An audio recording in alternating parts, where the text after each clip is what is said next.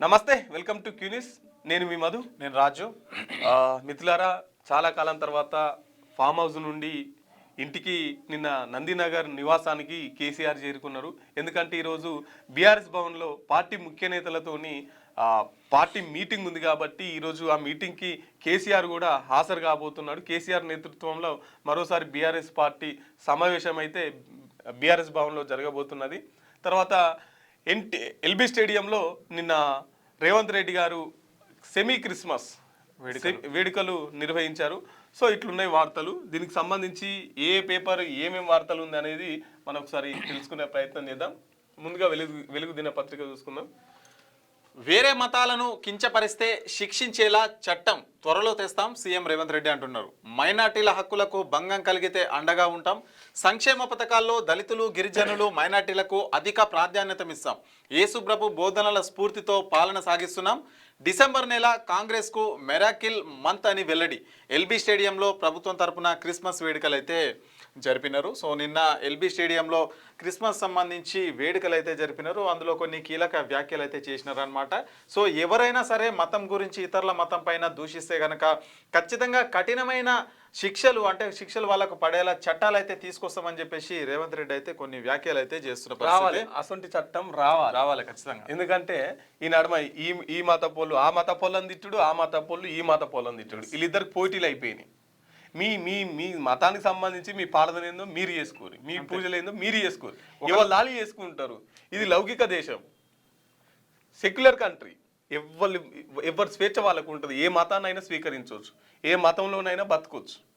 కానీ మా మతాల్లోనే బతకాలని చెప్పేసి వీళ్ళు, లేదు మాది హిందూ దేశం అని చెప్పేసి వీళ్ళు, ఇగో ఇట్లా ఇంకా మధ్యలో ముస్లింలు వీళ్ళు ఈ దేశ పొల్లేగారని చెప్పేసి వీళ్ళను ఇట్లా నడుస్తుంది. కాబట్టి వేరే మతాన్ని అగౌరవపరిస్తే కఠినమైన చర్యలు ఉంటాయి.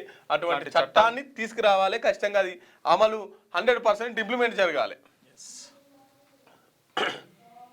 గాంధీ స్థానంలో సావర్కర్ వస్తుండు. ప్రొఫెసర్ కంచాయిలయ్య షఫర్డ్ రాసిన ప్రత్యేక కథనం. గాంధీ స్థానంలో సావర్కర్ వస్తున్నా అని చెప్పేసి ఓ పుస్తకాన్ని రాసినట్ట. లైఫ్ సప్లిమెంట్లో ఆ పుస్తకం ఉంది అనేది ఒక వార్త. దేశం విదేశం రైలు ఢీకొట్టడంతో 8 ఏనుగులు మృతి. అస్సాంలోని హొజాయ్ జిల్లాలో శనివారం తెల్లవారుజామున రాజధాని ఎక్స్ప్రెస్ రైలు ఏనుగుల గుంపును ఢీకొట్టింది. ఈ ఘటనలో 8 ఏనుగులు ప్రాణాలు కోల్పోయి ఇంజన్ సహా 5 బోగీలు పట్టాలు తప్పినాయి. 8 ఏనుగుల్ని ఢీ కొడితే 8 ఏనుగులు అక్కడికక్కడే చనిపోయినటువంటి పరిస్థితి. అట్నే 5 బోగీలు, ఇంజన్ కూడా పట్టాలు తప్పినటువంటి పరిస్థితి. ఎందుకంటే చలి బాగున్నది, సో కనిపించట్లేదు. ఇక మరి అవి కూడా ఆరం సప్పుడు వినలేదో, మంచు ఎక్కువ కురుస్తుంటది కదా. 3 కోట్లకు బీమా చేయించి తండ్రిని చంపిన కొడుకులు. అబ్బా మొగుళ్ళే, ఏం దుర్మార్గులు. తండ్రి పేరుపై 3 కోట్లకు ఇన్సూరెన్స్ చేయించి పాము కాటు వేయించి చంపారు 2 కొడుకులు. ఆ తర్వాత బీమా డబ్బులు క్లెయిమ్ చేసుకున్నారు. అనుమానంతో పోలీసులు కేసు దర్యాప్తు చేయడంతో విషయం బయటపడింది. తమిళనాడులోని పొత్తతూర్పేటలో ఈ దారుణం వెలుగులోకి వచ్చింది. మొత్తం దాకా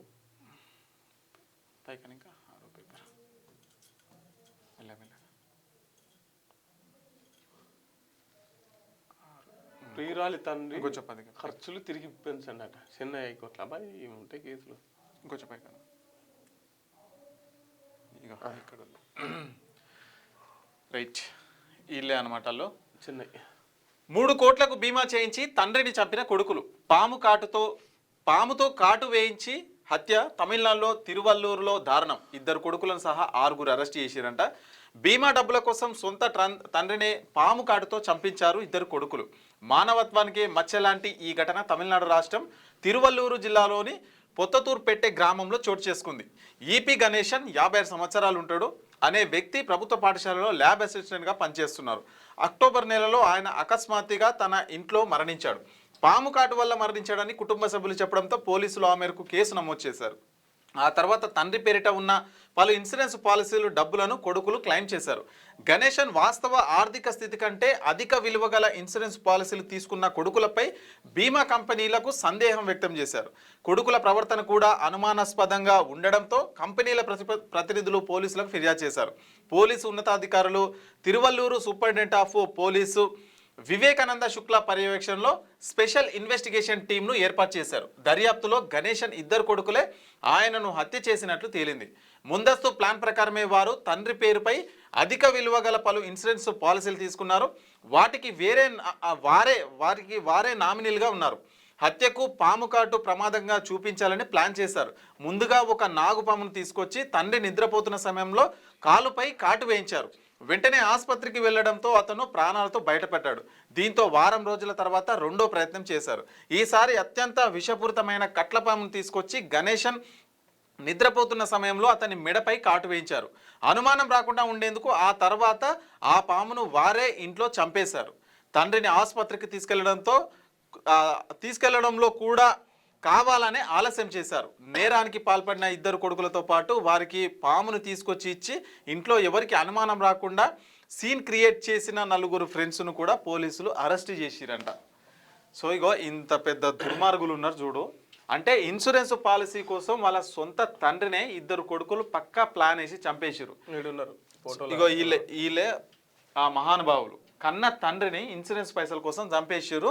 వాళ్ళు చంపేయడానికి ఏం ప్లాన్ చేసిరు అని అంటే, నిద్రపోతున్నప్పుడు ఒక పాముని తీసుకొచ్చి ఆయన పైన వేసిండ్రు. ఆయన పైన వేస్తే ఒకసారి కాటేస్తే హాస్పిటల్కి తీసుకుపోయారు. వీళ్ళకి తెలియకుండా హాస్పిటల్కి తీసుకుపోతే ఆయన బతికితే ఏమైంది, మళ్ళీ రెండోసారి ఇంకొక ప్రమాదకరమైన కట్లపాముని తీసుకొచ్చి ఆయన మెడపైన వేసిరు. అలా నాయన మెడపైన వేస్తే అప్పుడు ఆయనకు పాము ఏమంటారు కరిచేసింది. పాము కరిచేయడంతో వీళ్ళు కావాలనే లేట్ చేసిరు. ఇంకా ఇంట్లోనే ఉండి చనిపోవాలని చెప్పేసి ప్లాన్ చేసుకున్నారు. వీళ్ళు లేట్ చేసేసరికి హాస్పిటల్ తీసేసరికి చనిపోయినాడు. సో పోలీసుల దర్యాప్తులో ఏం తెలియదంటే, మరి ఆయన ఒక ల్యాబ్ అసిస్టెంట్గా పనిచేస్తున్నాడు. ఇన్ని పైసలు ఎక్కడి నుంచి వచ్చినా, ఇంత పెద్ద ఇన్సూరెన్స్లు ఎట్లా చేసుకున్నాడు అని చెప్పేసి వాళ్ళకు కూడా అనుమానం వచ్చింది.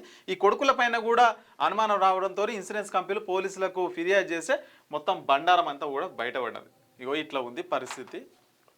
వాళ్ళు ఐఏఎస్లు కావాలను రాష్ట్ర కేడర్ ఐఏఎస్లు 169 మంది కావాల్సి వస్తే ప్రస్తుతం ఇక్కడ పనిచేస్తున్నది 140 మంది లోపే. 13 మంది కేంద్ర సర్వీసుల్లోకి, మరికొందరు సెలవులు, పనితీరు బాల యొక్క లూప్ లైన్లోకి.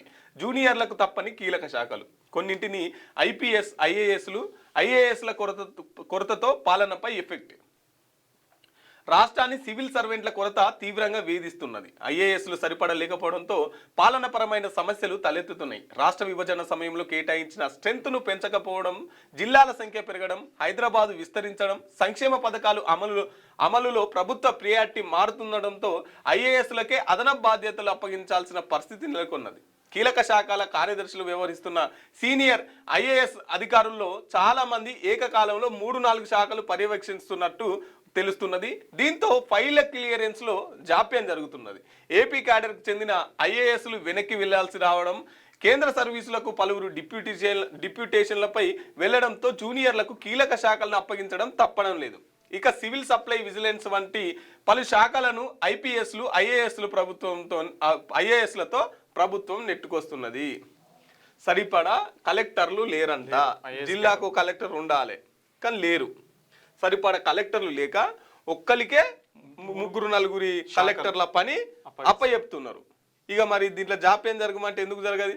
ఇంకా పనులు ఏడైతే ఇక ప్రజలకు సంబంధించిన పనులు ఎక్కడ జరుగుతాయి? జరగవు కదా. ఇప్పుడు కలెక్టర్ల కొడుతున్నది, జడ్జీల కొడుతున్నది, ప్రొఫెసర్ల కొడుతున్నది, అన్ని కొరతలే ఉన్నాయి. కానీ జాబులు వేయరు, ఉద్యోగాలు వేయరు, అన్నిటి కొరతే ఉంటాయి. పేదల ఉపాధిపై కేంద్రం దాడి. ఉపాధి హామీ పథకాన్ని మోదీ సర్కార్ నీరుగారుస్తున్నది. సోనియా గాంధీ ఈ స్కీమును బలహీనపరిచేందుకు 10 ఏళ్లుగా ప్రయత్నిస్తున్నది. ఇప్పుడు మహాత్ముడి పేరు తొలగించడమే కాకుండా పథకం స్వరూపాన్నే మార్చేసింది. దీనికి వ్యతిరేకంగా కాంగ్రెస్ పోరాటం చేస్తుందని వార్నింగ్. జాతీయ గ్రామీణ హామీ పథకం నుంచి గాంధీ పేరును కేంద్రం తొలగించడాన్ని నిరసిస్తూ ఏఐసిసి పిలుపు మేరకు శనివారం సికింద్రాబాద్లోని గాంధీ విగ్రహం వద్ద కాంగ్రెస్ పార్టీ ధర్నా నిర్వహించింది. ఈ కార్యక్రమంలో పిసిసి చీఫ్ మహేష్ కుమార్ గౌడ్, మంత్రులు తదితరులు పాల్గొన్నారు. నిన్న కాంగ్రెస్ వాళ్ళంతా ప్యారడైజ్ దగ్గర ఉన్న గాంధీ విగ్రహం దగ్గర వినతి పత్రాలు ఇచ్చిరు. ఒక్కసారి అసలు ఈ పథకం ఏంది, ఏం మార్పులు జరిగినాయి అనేది తెలుసుకుందాం. కాంగ్రెస్ వాళ్ళు 2005లో మహాత్మా గాంధీ పేరుతోని ఉపాధి హామీ పథకాన్ని తీసుకొచ్చిరు. దాని పేరు ఏంటంటే Mahatma Gandhi national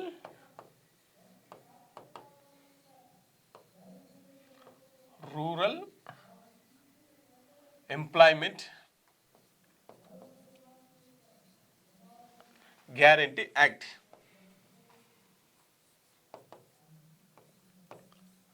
guarantee act ఇది 2005లో ఈ చట్టం చేసిరు.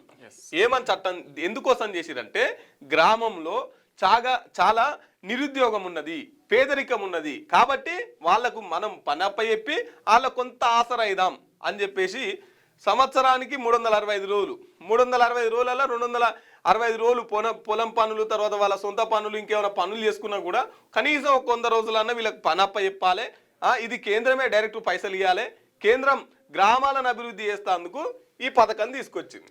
ఈ పథకం కింద కేంద్రం సెంట్రల్ గవర్నమెంట్ వాళ్ళు 90 రూపాయలు ఇస్తారు, స్టేట్ గవర్నమెంట్ వాళ్ళు 10 రూపాయలు పెట్టుకుంటారు, మొత్తం కలిపి 100 రూపాయలు. అంటే ఒక సగటు కూలీ ఎంత పర్సెంటేజ్ వస్తుందో 90% వాళ్ళు ఇస్తే 10% స్టేట్ గవర్నమెంట్ కలిపి వాళ్ళకు పనిచేసిన వాళ్ళకు ఇస్తారు. దీని కింద రోడ్లు బాగా వేపియడం, తర్వాత చెట్ల పని చేపియడం, చెరువులలో మట్టి తీయడం, పూడికలు తీయడం, ఇటువంటి పనులు గ్రామానికి ఉపయోగపడేటి ఈ పనులు చేపిస్తూ ఇగో ఇటువంటి చట్టాన్ని 2005లో తీసుకొచ్చిర్రు. 2006లో ఇది ఇంప్లిమెంటేషన్ జరిగింది. తర్వాత ఇది ఇట్లా నడుస్తుంటే 2014లో బీజేపీ అధికారంలోకి వచ్చింది. బీజేపీ అధికారంలోకి వచ్చిన కాంచి వీళ్ళకు ఎవరికైతే స్టేట్ గవర్నమెంట్కి ఇప్పుడు పని చేసిన తర్వాత ఫండ్ ఇవ్వాలి కదా, 100 రోజులకు స్టేట్ గవర్నమెంట్కు ఫండ్ ఇవ్వాలి 90%, ఇవి ఇవ్వడం లేదు. ఇవి ఇవ్వకుండా ఇదేదో స్టేట్ పశ్చిమ బెంగాల్ అనుకుంటా, పశ్చిమ బెంగాల్ వాళ్ళు కోర్టు కూడా వెళ్ళిరు, మాకు నిధులు ఇవ్వట్లేదు కేంద్రం, కాబట్టి మాకు నిధులు ఇప్పించండి అని చెప్పేసి సెంట్రల్ గవర్నమెంట్ మీద కోర్టుకు వెళ్ళిరు పశ్చిమ బెంగాల్ వాళ్ళు. ఏంది 3 సంవత్సరాల నుంచి వాళ్ళకి పైసలు ఇవ్వలేదట, ఈ నిధులు విడుదల చేయలేదు సెంట్రల్ గవర్నమెంట్ వాళ్ళు. ఎందుకు విడుదల చేయలే అంటే ఇలా దొంగ కారట్లు ఉన్నాయి. తర్వాత పని ఇప్పుడు 100 రోజుల పని అంటే 40 రోజుల్లో చేయించి 100 రోజుల పైసలు రాష్ట్రం తీసుకుంటుంది అని చెప్పేసి వాళ్ళు 3 సంవత్సరాల నుంచి ఇట్లా చాలా అసలు 100 రోజుల పని పేరుకే కానీ 100 రోజులు ఎక్కడా జరిగినట్టు కూడా చరిత్రలో లేదు. ఇట్లా 3 సంవత్సరాల నుంచి ఇట్లా నడిపిస్తుందని చెప్పేసి కోర్టు కూడా వెళ్ళిరు. ఇక 2014లో వీళ్ళు అధికారంలోకి వచ్చిన తర్వాత ఇంతే మొత్తాన్ని పథకాన్ని నీరుగార్చే ప్రయత్నం చేసిరు. ఇక ఇప్పుడు ఏమంటున్నారంటే వికసిత్ భారత్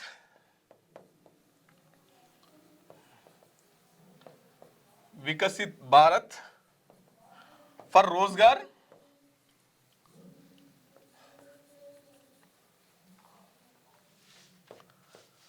అండ్ ఆజీవికా. ఇగో ఈ చట్టాన్ని తీసుకొచ్చిర్రు. ఈ చట్టం ఏం చెప్తుందంటే, ఈ యాక్ట్ ఏం చెప్తుందంటే 125 రోజులు పని 100 రోజులు తీసేసి, దీంట్లో మహాత్మా గాంధీ పేరు లేదు, మహాత్మా గాంధీ పేరు తీసేసి వికసిత్ భారత్ రోజ్గార్ అండ్ ఏమంటారు ఆజీవికా మిషన్ అని చెప్పేసి పేరు పెట్టిరు. ఈ ఆజీవికా మిషన్ అని అయితే 125 రోజులు చేసిరు. దీని మీద ప్రజలకు ఎటువంటి హక్కు ఉండదు, వాళ్ళు పని ఇస్తారు, ఇచ్చినప్పుడే చేయాలి, పని కావాలని అడిగే హక్కు ఉండదు. తర్వాత ఇప్పుడు ఈ 90% ఉంది కదా, 90% సెంట్రల్ ఇవ్వాలి, 10% స్టేట్ కలిపి ఇవ్వాలిగా, దీన్ని అట్లా తీసేసి మేము 60% ఇస్తాం, 40% మీరు కట్టుకోవాలి. స్టేట్ అంటే స్టేట్ మీద అదనపు భారం వేయడం. సో ఇట్లా నీరు గారుస్తుందని చెప్పేసి కాంగ్రెస్ వాళ్ళంతా ధర్నాలు చేస్తున్నారు. ఈ పేరు ఎందుకు తీసేస్తారు, పేరు తీసేసిరు, పథకాన్ని ఎందుకు రూపు మారుస్తున్నారు అంటే మొత్తం ఇంతే పథకాన్ని మొత్తం ఎత్తే కార్యక్రమం ఈ వికసిత్ భారత్. కనీసం పేదవాళ్ళకు ఈ చిన్న లబ్ధి కూడా పొందొద్దు. ఈ ఇప్పుడు అంతో ఇంతో 18 కోట్ల మంది, 18 కోట్ల జనాభా మన భారతదేశంలో ఈ ఉపాధి పని మీద ఆధారపడి బతుకుతున్నారంట. 18 కోట్ల మంది ఉపాధి పని మీద మన దేశంలో ఆధారపడి బతుకుతున్నారు. ఇక వాళ్ళని బట్ట కూడా ఇంత మర్చిపోయడమే వీళ్ళు చేసే పని. ఇప్పుడు వీళ్ళకు నెహ్రూ పడది, బీజేపీ వాళ్ళకు నెహ్రూ పడది, తర్వాత గాంధీ కూడా పడది. ఇక అంబేద్కర్ పేరు చెప్తే నిప్పులుప్పే. ఇక అంబేద్కర్ అంటే అసలుకే వాడది. నెహ్రూ వాడది, గాంధీ వాడది, అంబేద్కర్ వాడది, ఏమున్న రామ్జీ. అంటే తప్పు కాదు ఒక రకంగా, అంటే అర్థం చేసుకోండి. వీళ్ళు ఇప్పుడు నెహ్రూ పేరు ఎత్తేసిరు, గాంధీ పేరు ఎత్తేసిరు, అంబేద్కర్ ఎందుకు అంటున్నా అంటే గాంధీ అంబేద్కర్ నిప్పుల ఉప్పని వీళ్ళే బీజేపీ వాళ్ళే మాట్లాడారు కదా. 400 సీట్లు వస్తే మేము రాజ్యాంగాన్ని ఎత్తేస్తామని చెప్పేసి, రాజ్యాంగాన్ని మారుస్తామని చెప్పేసి బీజేపీ వాళ్ళే 400 సీట్లు వస్తే మేము రాజ్యాంగమే తీసేస్తామన్నారు. ఇగో ఇట్లా ఉన్న పథకాన్ని కూడా పేదలకు ఇంత ఈ 18 కోట్లు ఎవరైతే ఈ ఉపాధి హామీ పని చేసుకొని బతుకుతుండ్రో వాళ్ళ నోటికాడు బుక్కను కూడా ఎత్తగొట్టడం. పేరుకేమో 100 రోజులు కాదు 125 రోజులు, ఇంక 25 రోజులు పెంచినాం. కానీ దీని అస్సలు కథ ఇగో ఇది, అస్సలు కథ గిది. వాటిలో నడుస్తుంది. సో దానికి నిరసనగా నిన్న గాంధీ విగ్రహం వద్ద ఆ విధంగా నిరసన అయితే వ్యక్తం చేసిరు వాళ్ళు. రైట్, ఇంకా ఇంకో వార్త చూద్దాం. సోషల్ మీడియాలో మీ పోస్టులు స్కాన్. ఉద్యోగానికైనా పెళ్లికైనా ఫారిన్ వెళ్ళాలనుకున్నా కీలకంగా సోషల్ మీడియా బిహేవియర్. ఒక్క చెడ్డ పోస్టుతో భవిష్యత్తు తలకిందులయ్యే ప్రమాదం. ఉద్యోగాలు రాకపోవచ్చు, ఉన్న ఉద్యోగాలు ఊడుతున్నాయి, పీటల దాకా వచ్చిన పెళ్లిళ్ళు ఆగిపోతున్నాయి, విదేశాలు వీసాలు రిజెక్ట్ చేస్తున్నాయి, సోషల్ మీడియాను స్క్రీనింగ్ చేస్తున్న కంపెనీలు, వివిధ దేశాలు.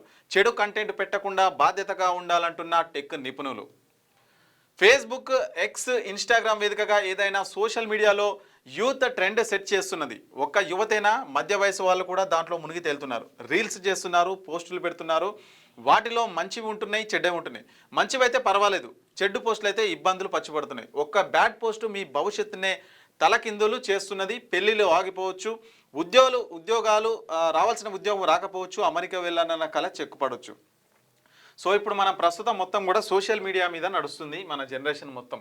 సో మన సోషల్ మీడియాలో పెట్టే ప్రతి ఒక్క పోస్ట్ కూడా వాళ్ళు స్కాన్ చేస్తారనమాట. ఆల్రెడీ పోస్ట్ అక్కడ ఉంటుంది. ఇప్పుడు ఉదాహరణ ఫేస్బుక్ తీసుకున్నా, ఇన్స్టాగ్రామ్ తీసుకున్నా, మనం ఏ పోస్ట్ పెట్టినా వాళ్ళకి యాజమాన్యానికి తెలుస్తుంది. అక్కడ నిక్షిప్తమై ఉంటుంది. ఒకవేళ ప్రైవేట్లో పెట్టినా కానీ వాళ్ళకైతే తెలుస్తుంది. సో కొన్ని సంస్థలు ఏం చేస్తున్నాయంటే వీటిపైన అందరిపైన దృష్టి పెట్టి ఎవరెవరు బ్యాడ్ కంటెంట్ పెడుతున్నారు, ఎవరెవరు ఏం చేస్తున్నారు అని మొత్తం స్కాన్ చేసి, ఈ స్కాన్ రేపు పెళ్ళిళ్ళు అవుతానికి కూడా, ఈ పెళ్ళిళ్ళు కానీ లేదంటే ఉద్యోగం కానీ లేదంటే వీసాకు అమెరికాకు వెళ్ళాలన్నా కానీ ఫేస్బుక్, ఇన్స్టా అకౌంట్స్ ఏవైతే ఉన్నాయో వాటిని చెక్ చేస్తున్నారు అన్నట్టు. సో వాటిని చెక్ చేసి నీ బిహేవియర్ తెలుసుకుంటున్నారు. నువ్వు కామెంట్స్ ఎట్లా పెడుతున్నావు, నువ్వు పోస్టులు ఎట్లా పెడుతున్నావు, నీది ఎట్లా ఉంది, మొత్తం సోషల్ మీడియా నువ్వు ఏ విధంగా యూజ్ చేసుకుంటున్నావు అనే దాన్ని బట్టి నీ క్యారెక్టర్ని డిసైడ్ చేసి నీకు ఉద్యోగం రావాలన్నా దాని మీదే డిపెండ్ అవుతారు, పెళ్ళిళ్ళకి సంబంధాలు రావాలన్నా దాని మీదే డిపెండ్ అవుతారు. సో ఇవన్నీ దృష్టిలో పెట్టుకొని మనం సోషల్ మీడియాలో ఏం కామెంట్లు పెడుతున్నాము, ఏం పోస్ట్ పెడుతున్నాము, సో ఎట్లా దాన్ని యూజ్ చేసుకుంటున్నాం అనేది ప్రతి ఒక్కరు కూడా దీన్ని తెలుసుకోవాల్సిన అవసరం ఖచ్చితంగా ఉంటుంది. దీనివల్ల భవిష్యత్తు కూడా ఆగమవుతుంది. దీనికోసం కొన్ని కంపెనీలు అయితే పని చేస్తున్నాయి అన్నమాట. పని చేసి మనం పెట్టే డేటా, మనం చేసే పోస్టులు మొత్తం కూడా వాళ్ళు రికవరీ చేసి, సో వాళ్ళకు ఒక సంబంధం కావాలన్నా వాళ్ళ దగ్గరికి పోయి ఒక పలానా వ్యక్తి ఈయన ఫేస్బుక్ అకౌంట్ కానీ ఎట్లా ఉందని చూస్తే వాళ్ళు చెప్తారు అన్నట్టు, ఇగో ఇట్లా ఉందని చెప్పేసి నీకు ఇన్ని మార్కులు ఇస్తాడు. సో నువ్వు బ్యాడ్గా వచ్చినావు అనుకో, కథ ఇక నీ పని, నీకు పెళ్లి కాదు, ఉద్యోగం రాదు, ఫారిన్కి వెళ్ళలేవు. సో ఇగో ఇట్లా చేస్తున్నారు అన్నట్టు దీని కథ. అక్కడ చెక్ చేస్తారు. ఇప్పుడు నువ్వు భారతదేశంలో ఉండి, హైదరాబాద్లో ఉండి ఈడ విద్వేషకర వ్యాఖ్యలు చేసి రెచ్చగొట్టే పనులు చేసి ఇక నేను అమెరికా పోతా అన్నావు అనుకో, ఈడ చేసినోడు అమెరికా లేయడా కాబట్టి నేను పంపించొద్దు. ఆడ వీసా కాడ నీ ఎంక్వైరీ తెలుస్తుంది. ఈయన ఫేస్బుక్ ఖాతా తీయరని చెప్తారు. తీస్తే అందులో మొత్తం నీ పోస్టులు బయటపడతాయి. ఓహో నువ్వు ఇక్కడనే ఇట్లా చేస్తున్నావా, ఆడిపోయినాక ఇంకా ఎట్లా చేస్తావా అని చెప్పేసి నేను అక్కడ రిజెక్ట్ చేస్తాడు. సేమ్ అట్లే అన్నిట్లో కూడా అంతే, పెళ్లి కాడైనా ఏడైనా మొత్తం అంతే అనమాట. నీ ఫేస్బుక్, నీ ఇన్స్టా, నీ ట్విట్టర్ ఇవి చెక్ చేస్తే నువ్వేంది అనేది నీ స్వరూపం తెలిసిపోతుంది. సో ఇప్పుడు అదే ప్లాన్ చేస్తున్నారు అనమాట. కాబట్టి దీని ద్వారా అన్నీ ఆగిపోతున్నాయి అట. పెళ్ళిళ్ళు ఆగిపోతున్నాయి, పాస్పోర్ట్లు ఆగిపోతున్నాయి, ఉద్యోగాలు ఉష్ట అవుతున్నాయి. ఎంతమంది ఉద్యోగాలు పోలే ఆఫీసులలో రీల్స్ చేస్తే. నిజంగా ఇది ఒక రకంగా మంచిదే ఇట్లా తీసుకురావడం కూడా. ఎముకలు కొరికే చలి. రాష్ట్రంలో భారీగా పడిపోతున్న రాత్రి ఉష్ణోగ్రతలు. 29 జిల్లాలో సింగిల్ డిజిట్, 4 జిల్లాలో 10 డిగ్రీలే. ఈ సీజన్లోనే అత్యల్పంగా సంగారెడ్డి జిల్లాలోని కోహీర్లో 4.5 డిగ్రీలు, ఆసిఫాబాద్ జిల్లా సిర్పూర్లో 4.8 డిగ్రీలు నమోదు. హైదరాబాద్లోనూ ముదిరిన చలి. మరో 3 రోజులు అలర్ట్ అంట. సార్ చలి మాత్రం గట్టిగానే పెడుతుంది, సుఖాలు చూపిస్తుంది. జర జాగ్రత్తగా ఉండేది. పిల్లలు, ముసలోళ్ళు జాగ్రత్తగా ఉండూరి. సరే, ఆంధ్రజ్యోతికి పత్రికను చూసుకునే ప్రయత్నం చేద్దాం. అక్కడ ఎందుకు గెలవలేకపోయాం? 18 నియోజకవర్గాల్లో సర్పంచ్ స్థానాలు తగ్గడంపై హస్తం సమీక్ష. ముఖ్యమంత్రి రేవంత్, మీనాక్షి, పిసిసి చీఫ్ మహేష్ల మధ్య చర్చ. 5 ఎమ్మెల్యేలకు నేరుగా ఫోన్ చేసి అడిగిన సీఎం. నివేదిక ఇవ్వాలని ఆదేశం. రెబల్స్ స్వతంత్రులుగా పోటీ చేయడానికి కారణాలపై ఆరా. మరికొందరు ఎమ్మెల్యేలు ఇన్ఛార్జులకు పిసిసి చీఫ్ ఫోన్. ఎల్బీ స్టేడియంలో క్రిస్మస్ వేడుకల్లో సీఎం రేవంత్ రెడ్డి. ఎందుకు 18 నియోజకవర్గాలలో మనం గెలవలేకపోయినాం? బీఆర్ఎస్ పార్టీ ఎందుకంత ఘన విజయాలు సాధించినాయి? మనకు లోపాలేంది? మన ప్రజలకు ఎట్లా దూరమైనాం? ఎట్లా దగ్గర అవ్వాలి? ఇంకేం చేయాలి? ఎందుకు మనలో కాదని చెప్పేసి రెబల్స్గా ఇండిపెండెంట్గా పోటీ చేసినారు? మన మీద వ్యతిరేకత ఎందుకు అంటున్నదో అది మీ లోపమా మా లోపమా అని చెప్పేసి చెప్పురా అని చెప్పేసి మాకు లెటర్ మొత్తం అంతా రాసి పంపాలని చెప్పేసి మాట్లాడి స్వయంగా ముఖ్యమంత్రి రేవంత్ రెడ్డి గారే ఫోన్లు చేసి అరుచుకున్నారంట. మత విద్వేషాలను అణచివేస్తాం, ఇతర మతాలను కించపరిస్తే కఠిన చర్యలు. కర్ణాటక తరహాలో చట్టం తెస్తాం, అన్ని మతాలకు సమాన గౌరవం కల్పిస్తాం, ప్రేమను పంచాలి, శాంతిని పెంచాలనే ప్రభు బోధనలే ప్రజాప్రభుత్వానికి దిక్సూచి. సంక్షేమంలో తెలంగాణను నెంబర్ 1 చేస్తాం, శ్మశానాల సమస్యను శాశ్వతంగా పరిష్కరిస్తాం. ఎల్బీ స్టేడియంలో రాష్ట్ర ప్రభుత్వం నిర్వహించిన క్రిస్మస్ వేడుకల్లో ముఖ్యమంత్రి రేవంత్ రెడ్డి. తెలంగాణలో మత విద్వేషాలకు తావులేదని, ఎవరి మతాన్ని వారు ఆచరిస్తూనే ఇతర మతాలను గౌరవించాలని ముఖ్యమంత్రి రేవంత్ రెడ్డి అన్నారు. మత ప్రాతిపదికన దాడులు చేయాలని చూసిన వారిని, అలాంటి ఘటనలను ప్రభుత్వం అణిచివేసిందని తెలిపారు. ఇతర మతాలను కించపరిస్తే శిక్షించే విధంగా కర్ణాటక తరహాలో శాసనసభలో చట్టం తెస్తామని ప్రకటించారు. ఎవరైనా ఇతర మతాలను కించపరిచేలా ప్రసంగించినా, దాడులకు పాల్పడినా కఠినంగా శిక్షించడానికి ఉన్న చట్టాలను కూడా సవరిస్తామని, అన్ని మతాలకు సమాన గౌరవాన్ని కల్పిస్తామని ఆయన అన్నారు. మానవ సేవయే మాధవ సేవని, ద్వేషించే వారిని కూడా ప్రేమించాలన్న యేసు ప్రభు బోధనలే ప్రజాప్రభుత్వానికి దిక్సూచని పేర్కొన్నారు. శనివారం ఎల్బీ స్టేడియంలో రాష్ట్ర ప్రభుత్వం అధికారికంగా నిర్వహించిన క్రిస్మస్ వేడుకల్లో సీఎం రేవంత్ రెడ్డి ముఖ్య అతిథిగా పాల్గొన్నారు. ఈ సందర్భంగా రాష్ట్ర అభివృద్ధి సంక్షేమంపై కీలక ప్రసంగం చేశారు. మైనార్టీలకు అందించే సంక్షేమం ఎవరి దయ కాదని, అది వారి హక్కు అని స్పష్టం చేశారు. క్రైస్తవ ముస్లిం సోదరులు ఎదుర్కొంటున్న శ్మశాన వాటిక సమస్యను త్వరగతిన పరిష్కరిస్తామని హామీ ఇచ్చారు. యేసుక్రీస్తు జన్మించిన డిసెంబర్ నెల కేవలం క్రైస్తవులకే కాకుండా తెలంగాణ ప్రజలకు, కాంగ్రెస్ పార్టీకి ఒక మిరాకిల్ మంత్ అని అన్నారు. ఎందుకంటే డిసెంబర్ 3 తారీఖే కదా అధికారంలోకి వచ్చింది. ఈయన యనుమల ముఖ్యమంత్రి రేవంత్ రెడ్డి అని చెప్పేసి మాట్లాడింది 7 తారీఖు కదా. డిసెంబర్లో 3 తారీఖు గెలిచిరు, 7 తారీఖు ప్రమాణ స్వీకారాలు చేసిరు కదా. అందుకని కాంగ్రెస్ గవర్నమెంట్ కూడా సంబరాన్ని తెచ్చే నెల అని చెప్పేసి ఇలాంటి చిన్న చిన్న విషయాలు భలే కనెక్ట్ చేస్తారు. అవును, డిసెంబర్ లో అధికారం వచ్చింది, అట్లాగే సోనియా గాంధీ బర్త్డే కూడా డిసెంబర్ లోనే ఉంటది. సో ఇట్లా పుట్టింది కూడా ఈ నెలనే. ఇలాంటి చిన్న చిన్నవి కరెక్ట్ గా తలిగే విధంగా కొడుతుంటారు అన్నట్టు. సో ఎవరన్నా మతాలను కించపరిచే విధంగా మాట్లాడితే, ఇతర మతాలను దూషిస్తే కఠినమైన చర్యలు తీసుకుంటామని చెప్పేసి ముఖ్యమంత్రి రేవంత్ రెడ్డి గారు అయితే మాట్లాడుతున్నటువంటి పరిస్థితి. రేపు మంత్రులతో సీఎం కీలక భేటీ, పంచాయతీ ఫలితాలపై గణాంకాలతో సమీక్ష, ఎంపీటీసీ జెడ్పీటీసీ ఎన్నికల నిర్వహణపై చర్చ. 2 రోజుల్లో 26 కార్పొరేషన్లకు చైర్మన్ల భర్తీ అంట. ఈ చైర్మన్లను భర్తీ చేస్తారు, ఎంపీటీసీ జెడ్పీటీసీ ఎలక్షన్లు పెట్టేస్తారు. ఇంకా 26 కార్పొరేషన్లు చైర్మన్ భర్తీ ఉన్నదంటే కార్పొరేషన్ ఆల్రెడీ అన్ని ఫిక్స్ అయి ఉంటాయి, ప్రకటిస్తారు అన్నట్టు. అంటే వాళ్ళకు టైం వచ్చిన ఉత్తగానే ప్రకటించారు కదా, ముందేదైనా ప్రోగ్రామ్ పెట్టుకుంటారు అన్నట్టు. ఈ ఎన్నికలు ఏమన్నా పెట్టుకొని ముంగ ప్రకటించేస్తారు. కథం ఫామ్ హౌస్ విడి పబ్లిక్ లోకి. నేడు బీఆర్ఎస్ సంయుక్త సమావేశానికి కేసీఆర్. చాలా కాలం తర్వాత రానున్న గులాబీ బాస్ శనివారం రాత్రే నందినగర్ నివాసానికి. నేటి సమావేశంలో పాలమూరు, రంగారెడ్డి, పోలవరం, నల్లమల సాగర్ పై చర్చ, ప్రాజెక్టులపై పోరు కోసం ఉద్యమ కార్యాచరణ ప్రకటించే అవకాశం. రేవంత్ రెడ్డిని ఫుట్బాల్ ఆడుకుంటా. బీఆర్ఎస్ అధినేత కేసీఆర్ చాలా కాలం తర్వాత ఫామ్ హౌస్ నుంచి బయటకు వచ్చారు. ఆదివారం తెలంగాణ భవన్లో జరిగే బీఆర్ఎస్ సంయుక్త సమావేశానికి హాజరయ్యేందుకు గాను శనివారం రాత్రి ఫామ్ హౌస్ ను వీడి నందినగర్లో తన నివాసానికి చేరుకున్నారు. 2023 ఎన్నికలు బీఆర్ఎస్ అధికారం కోల్పోగానే కేసీఆర్ ఫామ్ హౌస్ కు వెళ్లిపోవడం తెలిసిందే. అదే సందర్భంలో కాల్ జారి పడి ప్రమాదం జరగడంతో చికిత్స అనంతరం కొన్ని నెలల పాటు విశ్రాంతి తీసుకున్నారు. ఆ తర్వాత పార్టీ నేతల్ని అడపదడప ఆయన ఫామ్ హౌస్ లోనే కలిసేవారు. వారిని ఉద్దేశించి కేసీఆర్ పొడిగానే మాట్లాడేవారు. అలా వార్తల్లో కనిపించని వ్యక్తిగా మారిపోయారు. తిరిగి ఈ ఏడాది జూలైలో అనారోగ్యం పాలు కావడంతో పూర్తిగా ఫామ్ హౌస్ కే పరిమితం అయ్యారు. తనని కలిసే నేతలతో మాట్లాడమే తప్ప పబ్లిక్ మీటింగులు, పార్టీ నేతలని, కార్యకర్తలను కలిసడం అయితే చేయలేదు. కాబట్టి ఈ రోజు ఏంటి పాలమూరు రంగారెడ్డి, పోలవరం, నల్లమల్ల సాగర్ వీటన్నిటి మీద ఈ జలాల గురించి జలాలంతా ఆంధ్రలో మలుపుకపోతున్నారు, మళ్ళీ మనం ఉద్యమం చేయాలనే దీని మీద కార్యాచరణ.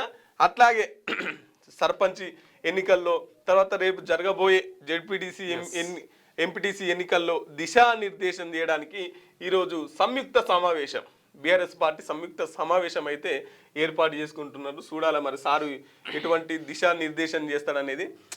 నేనేమంటున్నంటే ఇటువంటివన్నీ సారు చాలా పెద్ద మేధావి, చాలా మేధావి, తెలంగాణ మీద చాలా పట్టున్నటువంటి వ్యక్తి. మాట్లాడాలి, పబ్లిక్ వచ్చి మాట్లాడాలి. నెలకన్నా సమావేశం పెట్టి అసలు రాష్ట్రం ఎటుపోతుంది, రాష్ట్రంలో ఎక్కడ నష్టం జరుగుతుంది, ఎక్కడ లాభం జరుగుతుంది, ఎక్కడేం చేయాలని వారి సలహాలు అవసరం.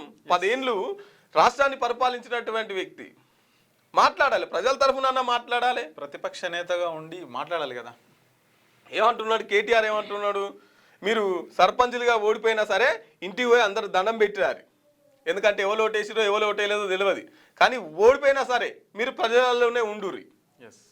ఎందుకంటే మళ్ళీ ఎంపీటీసీ జెడ్పీటీసీ ఎన్నికలు ఉన్నాయి కదా, మళ్ళీ అప్పటికన్నా కొంత పని కొత్తయిగా ఓట్లు అని చెప్పేసి మీరు ఎన్నికలలో ఓడిపోయినా సరే ఇల్లుకి తిరిగి దండం పెట్టిరండి, ప్రజల్లోనే ఉండురు అని చెప్పేసి కేటీఆర్ వాళ్ళ పార్టీ వాళ్ళు చెప్తున్నారు. సారు మాత్రం ఈయన ఎక్కడ కూడా ప్రజలలో ఉండరు. రేవంత్ రెడ్డిని ఫుట్బాల్ ఆడుకుంటా, సీఎం కాలు ఒకటి కాంగ్రెస్లోది, మరొకటి బీజేపీలోది. రేవంత్ రాహుల్ ఐరన్ లెగ్గులు, దమ్ముంటే పార్టీ మారిన ఎమ్మెల్యేలతో రాజీనామా చేయించి ఎన్నికలకు వెళ్ళాలి. టీమీడియా చిట్ చాట్లో కేటీఆర్ దమ్ముంటే. ఇప్పుడు ఏమంటున్నాడు రేవంత్ రెడ్డి, ఏమో అసలు మా పార్టీలో ఎక్కడిది, వాళ్ళ పిల్లలు మా పిల్లలు ఎందుకు అవుతారు, వాళ్ళే వీళ్ళు మా పిల్లలు కాదంటారు, వెనకట సంతాలు చూసేటోళ్ళం పిల్లలు అమ్ముకుంటోళ్ళను, ఇగో ఇప్పుడు బీఆర్ఎస్ పార్టీ వాళ్ళని చూస్తున్నాం అని చెప్పేసి రేవంత్ రెడ్డి అంటున్నారు.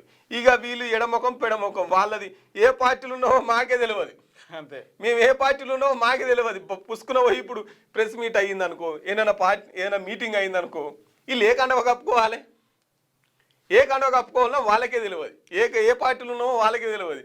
ఏమంటారు చూసినావా, ఇప్పుడు కాంగ్రెస్ పార్టీలు ఉన్నావంటే ఉన్న పదవి పోతుంది, లేదు బీఆర్ఎస్ పార్టీలో ఉండంటే కాంగ్రెస్ వాళ్ళతో కంట అవుతాం. కాబట్టి ఇట్లున్నది ఎమ్మెల్యేల పరిస్థితి, వాళ్ళతో రాజీనామా చేయించు, ఇప్పుడు ఎన్నికలలోకి రా, ఎందుకంటే మేము 68%, 62% గెలిచినాం, మాదే కాంగ్రెస్ హస్తం జోరు అని చెప్పేసి పంచాయతీ ఎన్నికలలో మాట్లాడుతున్నారు కదా. ప్రజలు ఎటువైపు ఉన్నారో తేలాలంటే ఈ 10 మంది ఎమ్మెల్యేలతో రాజీనామా చేయించి ఎన్నికలలోకి రా, అప్పుడు ఎవరి వైపు ఉన్నారో తెలుస్తారా అని చెప్పేసి కేటీఆర్ మాట్లాడుతున్నటువంటి మాట. పోస్టు గల్లంతంట.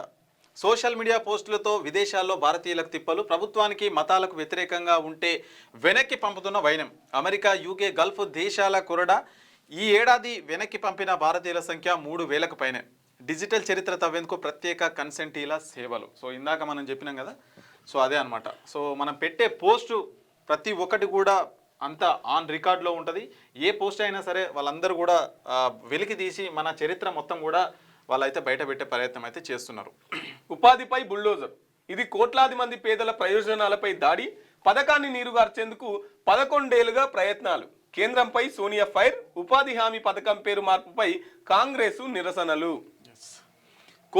కోహీర్లో 4.5 డిగ్రీలు, రాష్ట్రంలోనే అత్యల్పం. సిర్పూర్లో 4.8, అర్లీలో 5.9, ఉమ్మడి మెదక్ జిల్లాలో 60 ప్రాంతాల్లో 10 లోపు ఉష్ణోగ్రతలంట. బీఆర్ఎస్ కాంగ్రెస్లకు రాజ్యాంగంపై గౌరవం లేదు, పరిషత్ ఎన్నికల్లో అన్ని స్థానాలు బీజేపీ పోటీ, పార్టీ ఫిరాయింపులపై స్పీకర్ తీరు అన్యాయం, కేంద్ర మంత్రి కిషన్ రెడ్డి. రాష్ట్రంలో డబుల్ ఇంజన్ సర్కార్ రావాలి, రామచంద్రరావు. బీజేపీలో చేరిన సీనియర్ నటి ఆమని. ఇప్పుడు కొంత బీజేపీ బండి సంజయ్ ఉండే ఇంతకుముందుకు, బండి సంజయ్ ఉన్నప్పుడు కార్పొరేషన్ ఎన్నికలల్లో మంచి రిజల్ట్ వచ్చింది. బీఆర్ఎస్ పార్టీకి ప్రతిపక్షంగా బీజేపీ నిలబడ్డది, కాంగ్రెస్ పక్కకు జరిగింది, చెతికిలబడ్డది. తర్వాత 1 సంవత్సరం ఉంది ఎలక్షన్స్ అనగానే మునుగోడ్ల ఎలక్షన్స్ అయినాయి. రాజగోపాల్ రెడ్డి గారు కాంగ్రెస్ కు రాజీనామా చేసి బీజేపీలో చేరితే ఆడ 1 సంవత్సరం కింద కూడా బీజేపీ గెలిచింది. ఇక అయిపోయింది, నెక్స్ట్ బీజేపీ, ఇక BRS versus BJP, Congress third ప్లేస్లోకి వెళ్ళింది అనుకున్న సందర్భంలోనే బండి సంజయ్ని అధ్యక్ష పదవి నుంచి తప్పించి కిషన్ రెడ్డికి ఇచ్చారు. కిషన్ రెడ్డికి ఇస్తే 8 మంది ఎమ్మెల్యేలు, 8 మంది ఎంపీలు. ఇప్పుడు పంచాయతీ ఎన్నికలలో చూస్తే ఎన్ని ఇండిపెండెంట్లు 1000 వస్తే 700 వీళ్ళు వచ్చి 700 ఇండిపెండెంట్లు 1500 ఇండిపెండెంట్లు వస్తే వీళ్ళు 700కి వచ్చిర్రు. ఇక ఇప్పుడు జడ్పీటీసీ ఎన్నికలన్నీ మాయే, ఎంపీటీసీ పదవులన్నీ మాయే, ఆ సీట్లన్నీ మాయే అని చెప్పేసి ఇగో ఇట్లా పడిపోతుంది ఇలా గ్రాఫ్ బీజేపీ వాళ్ళది. ఎక్కడ బీఆర్ఎస్ వర్సెస్ బీజేపీ నడిచింది 2వ ప్లేస్లో ఉన్నది 3వ ప్లేస్కి వచ్చింది.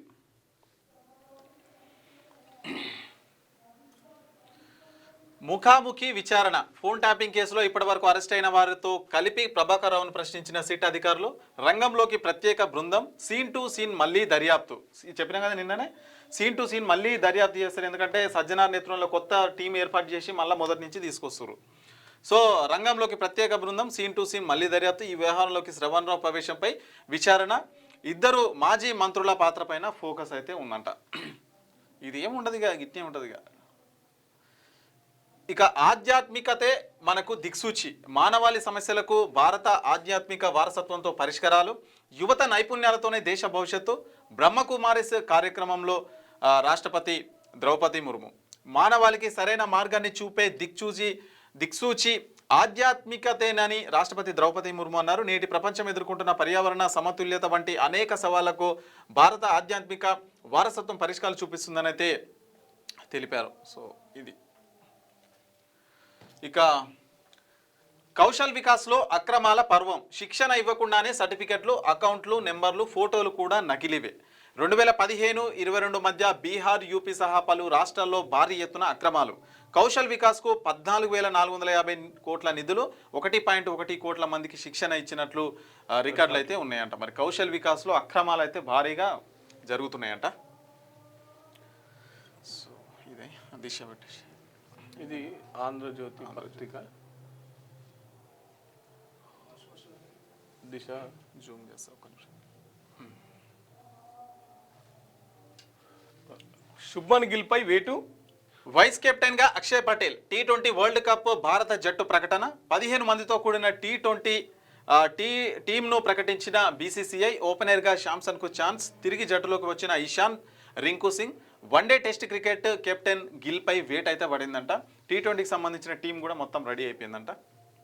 సర్పంచ్ ఎన్నికల్లో మీరు విఫలం, మీ నియోజకవర్గాల్లో ఆశించిన ఫలితాలు రాలేదు, రెబల్స్ను పట్టించుకోకపోవడం వల్లే చీలిన ఓట్లు, ఫలితంగా ప్రత్యర్థులకు లాభం, కార్యకర్తలు కాకుండా మీ బంధువులను అభ్యర్థులను నిలబెట్టడం వల్లే పార్టీకి నష్టం, భవిష్యత్తులో ఇలాంటివి మళ్ళీ జరిగితే ఊరుకోను, పనితీరు మార్చుకోకుంటే చర్యలు తప్పవు, 18 మంది ఎమ్మెల్యేలకు సీఎం రేవంత్ రెడ్డి వార్నింగ్. మతాలను కించపరిస్తే కఠిన శిక్ష అని చెప్పేసి ఈ బడ్జెట్లో సమావేశాల్లోనూ చట్టం తీసుకొస్తాం, మైనార్టీలకు సంక్షేమ ఎవరి దయం దాక్షిణ్యం కాదు, అది వారి హక్కు. డిసెంబర్ మిరాకిల్ నెల ఎల్బీ స్టేడియం క్రిస్మస్ వేడుకల్లో సీఎం రేవంత్ రెడ్డి ఇక నిన్న ఫామ్ హౌస్ నుంచి కేసీఆర్ ఇంటికి వచ్చినటువంటి పరిస్థితి. జనవరి తర్వాతే ఎన్నికలు, రాష్ట్ర ఎన్నికల సంఘం అధికారుల సంకేతాలు, వచ్చే నెల చివరి వరకు ఎలాంటి ఎలక్షన్స్ ఉండవి, అది పూర్తయ్యే వరకు ఎన్నికల సాధ్యం కాదని స్పష్టీకరణ. గతంలో నమోదైన కోర్టు కేసులతో ఎలక్షన్ కమిషన్ అప్రమత్తం, జూలై చివరిసారిగా ఓటర్ జాబితా సవరణ, ఎంపీటీసీ జెడ్పీటీసీ మున్సిపల్ ఎలక్షన్స్ కోసం నేతల ఎదురుచూపులు, వచ్చే నెల మొత్తం ఓటర్ జాబితా సవరించే అవకాశం. ఓటరు జాబితా అంతా సవరించిన తర్వాతే నెక్స్ట్ ఎలక్షన్స్ జరుగుతాయంట. ఇంకోటి మొన్న ముఖ్యమంత్రి చెప్పే కదా, శాసనసభ పెట్టిన తర్వాత శాసనసభలో చర్చించిన తర్వాత జెడ్పీటీసీ మున్సిపాలు ఎంపీటీసీ ఎలక్షన్స్ ఉంటాయని చెప్తారు. కాకపోతే దానికి ఇంకా గట్టిగానే టైం పడుతుంది. 10 రోజుల్లో అక్రిడిటేషన్ కార్డుల జీవో, వచ్చే ఏడాది ఇళ్ల స్థలాల కేటాయింపుపై నిర్ణయం. మంత్రి పొంగులేటి శ్రీనివాసరెడ్డి. జర్నలిస్టుల అక్రిడిటేషన్ కార్డుల కోసం 10 రోజుల్లో జీవో విడుదల చేస్తామని మంత్రి పొంగులేటి శ్రీనివాసరెడ్డి తెలిపారు. అర్హులైన ప్రతి ఒక్కరికి కార్డు అందేలా చర్యలు తీసుకుంటామని స్పష్టం చేశారు. జర్నలిస్టుల ఇళ్ల స్థలాల అంశంపై ముఖ్యమంత్రి రేవంత్ రెడ్డితో ఇప్పటికే లోతుగా చర్చించామని చెప్పారట. జర్నలిస్టులకు సంబంధించి జీవో తీసుకొస్తున్నారు అక్రిడిటేషన్ కార్డులకు సంబంధించి. అమెరికా భారత్ న్యూక్లియర్ బంధం, అణు విద్యుత్ ఉత్పాదనకు సహకారం. ఎన్డీఏపై సంతకం చేసిన ట్రంప్ 2008 న్యూక్లియర్ డీల్ అమలుకు భారత్ గ్రీన్ సిగ్నల్. శాంతి బిల్లును ఆమోదించిన పార్లమెంట్. ప్రైవేటుకు అనుమతి, పరిహారంపై మార్పుతో యుఎస్ఏ డెసిషన్ అయితే తీసుకుందంట. రాష్ట్ర బడ్జెట్పై కసరత్తు, శాఖల వారీగా ప్రతిపాదనలకు ఆర్థిక శాఖ ఉత్తర్వులు. వెబ్సైట్లో నమోదు చేయాలని ఆదేశాలు. 23 నుంచి అందుబాటులోకి ఐఎఫ్ఎం ఐఏఎస్ పోర్టల్. వచ్చే నెల ఆర్థిక మంత్రి బట్టి సమీక్షలు. మార్చి నెలలో బడ్జెట్ సమావేశాలు. మార్చి నెలలో మళ్ళొకసారి బడ్జెట్ 2026-27 సంబంధించినటువంటి బడ్జెట్ సమావేశాలు అయితే అసెంబ్లీ సమావేశాలు జరగబోతున్నాయి అనేది ఒక వార్త. ఇక అధికారులకు వరమైన నిషేధిత జాబితా అంట. ఆందోళన తెలంగాణ రైతాంగం. మరోసారి లక్షల దరఖాస్తులకు ఛాన్స్. సెటిల్మెంట్ భూములపై మరోసారి కిరికిరి. కాసరా పహాని అంటూ మళ్ళీ పేచి ఏండ్లుగా తిరిగి పరిష్కరించుకుంటే మళ్ళీ మొదటికైనా పాత లిస్టు ప్రకారమే అంటున్న తహసీల్దార్లు. ఖరీదైన భూములపైన మొదలైన అనుమానాలంట. నిషేధిత భూముల జాబితాపై రెవెన్యూ అధికారులు 3 నెలల నుంచి కసరత్తు చేస్తున్నారు. అయితే పాత ఫైళ్లనే దులిపి మళ్ళీ లిస్టు రూపొందించడంపై రైతులు భయాందోళనకు గురవుతున్నారు. 2-3 నెలల పాటు తిరిగి పట్టా భూములకు పిఓబి లిస్టు నుంచి విముక్తి చేయించుకుంటే ఇప్పుడు మళ్ళీ అదే పాత లిస్టును కొత్తగా తయారు చేయడం ఏంటని రైతులు ప్రశ్నిస్తున్నారు. ధరణి చట్టం అమలైనప్పుడు తర్వాత చేసిన తప్పిదాలే భూభారతి వచ్చాక కూడా చేస్తుండడంతో రైతాంగంలో మరోసారి గందరగోళం అయితే నెలకొన్నదంతా. మరి అప్పుడు ధరణి చట్టం ఏదైతే ఉందో దానివల్ల రైతులకు పెద్ద ఎత్తున అవకతవకలు జరిగినాయని చెప్పేస్తే మళ్ళీ ఇప్పుడు భూభారత్ తీసుకొచ్చారు. అందులో కూడా అదే పరిస్థితి ఉందని చెప్పేసి రైతులు ఆవేదన వ్యక్తం చేస్తారు. ఇమ్రాన్ ఖాన్కు 17 ఏళ్ల జైలు శిక్ష. ఆయన భార్య బుష్రా బీబీకు సైతం 1.64 కోట్ల జరిమానా విధింపు. తోషాఖానా 2 కేసులో ఏజెన్సీ ప్రత్యేక కోర్టు అయితే తీర్పు ఇచ్చిందంట. ఇక రైలు ఢీకొని 7 ఏనుగులు అయితే మృతి చెందినాయంట. శాసనసభ నూతన కార్యదర్శిగా తిరుపతి, శాసన మండలి కార్యదర్శిగా నరసింహాచార్యులు నియామకమయ్యారంట. ఉత్తర్వులు జారీ చేసిన సిఎస్ రామకృష్ణారావు. ఫోన్ ట్యాపింగ్ ఎందుకు చేశారు? రివ్యూ కమిటీ అనుమతి లేకుండా చేయాల్సిన అవసరం ఏమొచ్చింది? బషీర్బాగ్ సిసిఎస్లో ఎస్ఐబి మాజీ చీఫ్ను విచారిస్తున్న సిట్ కీలక విషయాలు రాబట్టేందుకు ప్రయత్నాలు. విచారణ ప్రక్రియను పరిశీలించిన సిపి సజ్జనారంట. ఇవి దిశ పత్రికకు సంబంధించినటువంటి వార్తలు. సో మిత్రులారా, ఇట్లున్నాయి ఇవాళ వార్తలు. ఎస్. సో ఇక ఈరోజైతే కేసీఆర్ కీలక మీటింగ్ అయితే ఉంది తెలంగాణకు సంబంధించి తెలంగాణ భవన్లో. సో ఏం మాట్లాడబోతున్నారు? ఒకప్పుడు తెలంగాణ మాజీ ముఖ్యమంత్రి కేసీఆర్ మాట్లాడుతున్నారంటే అసలు ఏం మాట్లాడతారు ఏంటి అని చెప్పేసి అంటే 2 తెలుగు రాష్ట్రాల వ్యాప్తంగా కూడా ఒక పెద్ద ఎత్తున చర్చ అయితే జరిగేది. ఇప్పుడు అధికారం కోల్పోయింది. కేసీఆర్ కూడా ఫామ్ హౌస్కి పరిమితం కావడం, బయటికి రాకపోవడం, ఆయన కొద్దిగా అనారోగ్యం క్షీణించడం వల్ల ఆయనకు రాకపోవడం, మాట్లాడకపోవడం అయితే జరుగుతుంది. సో ఈరోజు ఏం మాట్లాడతారు అని చెప్పేసి కూడా 2 తెలుగు అంటే ముఖ్యంగా తెలంగాణ రాష్ట్రం ప్రజలు మాత్రం ఎక్కువగా వెయిట్ చేస్తున్న పరిస్థితి. సో చూద్దాం ఆ మీటింగ్లో ఏం మాట్లాడతారు, ప్రజలకు ఎలాంటి దిశానిర్దేశం చేస్తారని అయితే చూద్దాం. సో ఇక ఈరోజు వార్తలకు సంబంధించి ఇదనమాట. ఇక మళ్ళీ రేపటి ఎపిసోడ్లో మళ్ళీ రేపు కలుసుకుందాం. అంతవరకు చూస్తూనే ఉండండి క్యూ న్యూస్. నేను రాజు. Thank you.